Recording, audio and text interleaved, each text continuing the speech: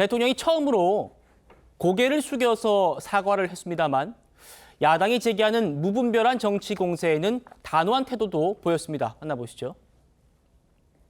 국정 개입 의혹에 대한 어떤 입장이신지를 여쭤봤습니다. 대통령 부인이 대통령을 좀 도와서 선거도 좀 잘 치르고 국정도 남들한테 좀 욕 안 얻어먹고 좀 원만하게 잘 하기를 바라는 그런 일들을 국정농단이라고 그런다면은 그거는 국어사전을 좀 다시 좀 정리를 해야 될 것 같다는 생각은 좀 들고요. 제가 뭐 검찰총장 할 때부터 저를 타겟으로 하는 거지만 뭐 저희 집사람도 하여튼 침소봉대는 기본이고 뭐 없는 것까지 만들어서 그야말로 저를 타겟으로 해서 우리 제 처를 많이 좀 악마화시킨 거는 있습니다. 저도 뭐 제 아내가 잘했다는 것이 아니라 더 신중하게 매사에 처신을 해야 되는데 이렇게 국민들한테 걱정 끼쳐드린 거는 그거는 무조건 잘못이라고 생각합니다. 저는 공직 생활을 오래 하면서 공사가 아주 분명한 것을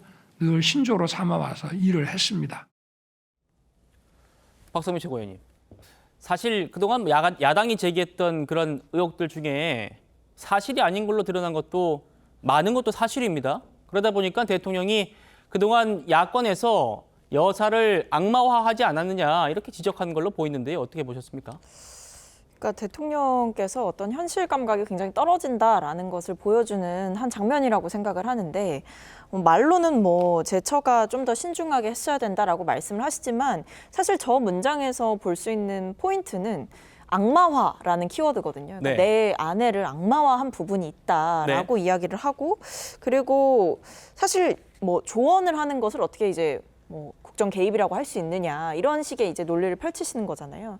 사실 지금 근데 문제가 되는 건 명태균 씨 문제만 보더라도 명태균 씨와 김건희 여사가 사적으로 연락을 주고받는 걸 넘어서 그 대화의 주제 자체가 어떤 공천과 관련된 것이었고 명태균 씨 측의 뭐 이야기나 지금 폭로된 내용에 따르면 김건희 여사가 일종의 공천을 선물처럼 하사했다 이런 얘기까지 나온 마당에 이건 단순하게 신중하지 못한 처신이다라는 말로 퉁치고 넘어갈 수 있는 사안은 아니다. 그러니까 이거는 사실은 범죄가 될 수도 있는 것이고 어떻게 보면 영부인이라고 하는 선출되지 않은 권력이 국정에도 개입하고 당무에도 개입하고 공천에도 개입하는 굉장히 심각하고 중대한 사안인데 이 부분에 대해서 국민들 앞에서 제대로 사과하고 반성하는 모습보다는 여전히 뭔가 내 처가 악마화됐고 신중하지 못한 아쉬운 부분이 있었다 정도의 이야기를 하는 걸로 봐서는 여전히 사태의 심각성을 파악하지 못하고 있다라는 생각이 드는 대목입니다. 최승 평론가님. 그러니까 사실 이게 가장 대표적인 악마화라고 하면 뭐 준리 의혹 같은 걸 들을 수 있을 것 같고요. 네. 어떻게 보십니까? 그러니까 경선 때부터 끊임없이 이제 이른바 프레임을 짠 공격이 이루어져 왔잖아요. 근데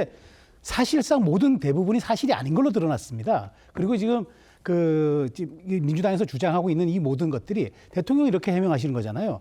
조언과 개입을 구분해 달라. 그러니까 조언 자체를 그걸 개입으로 등치시키거나 확대 해석해가지고 마치 국정에 개입하는 듯한 이건 오해다. 그러니까 당신도 대통령 본인도 공직자로서 끊임없이 말하자면 공적인 역할에서 본인 삶을 살아왔기 때문에 이건 내가 구분할 수 있다. 그러니까 조언과 개입을 너무 확대 해석하지 않는 것이 좋겠고 또 하나는 이제 악마라고 하는 것은 그렇잖아요.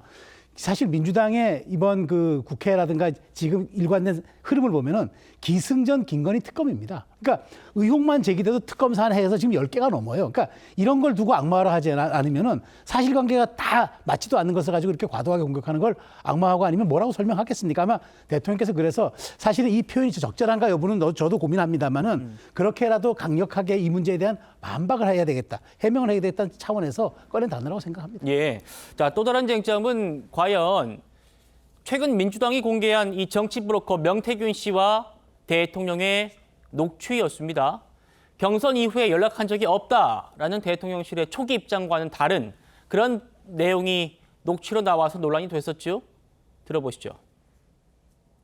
경선 하여튼 뭐 뒷부분에 가서 좀 뭐 그럴 만한 일이 있었기 때문에 이제 연락하지 마라 이렇게 이제 한 적이 있고 제가 그러니까 당선된 이후에 연락이 왔는데 하여튼 받은 적이 있다.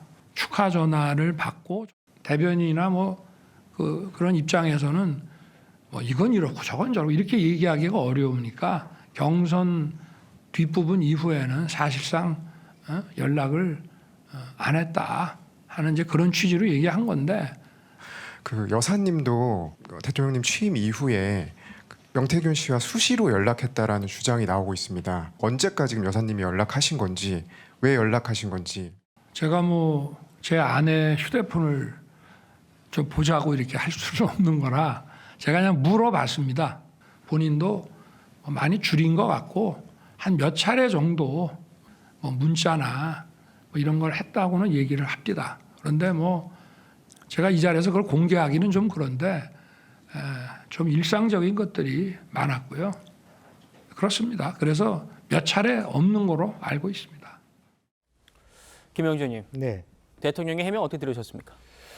그래서 여러 가지 이제 뭐 맥락과 상황을 잘 이제 설명을 해주셨는데 네. 그나마도 조금 이 대담을 준비하면서 조금 더 구체적으로 또 적극적으로 조사를 해서 성의 있는 답변을 만들기 위해서 노력했다 이런 의미를 주기에는 조금 부족하지 않았느냐. 그러니까 대충 이렇게 들었는데 좀 두루뭉실하게 이 문제를 언급하고 계셔서 그게 대통령의 어떤 발언하는 스타일이기도 합니다만은 그런 면에서 조금 어떻게 보면 대통령이 굉장히 중요하고 국민이 관심을 갖고 있는 주제에 대해서 이렇게 대담을 준비함에 있어서 조금 무성의하지 않냐 그런 느낌까지 좀 들었습니다. 일단 그 녹취에 나왔던 그러니까 네.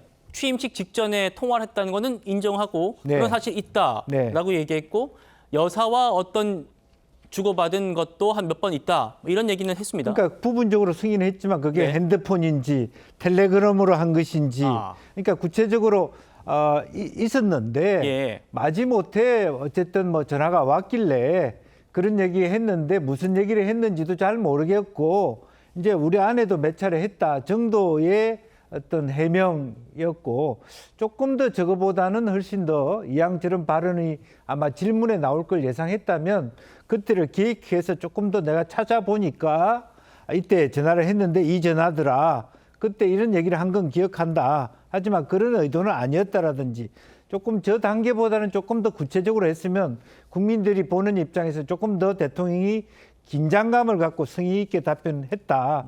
그런 느낌을 가졌을 것 같아서 약간 좀 부족감을 느끼게 됩니다.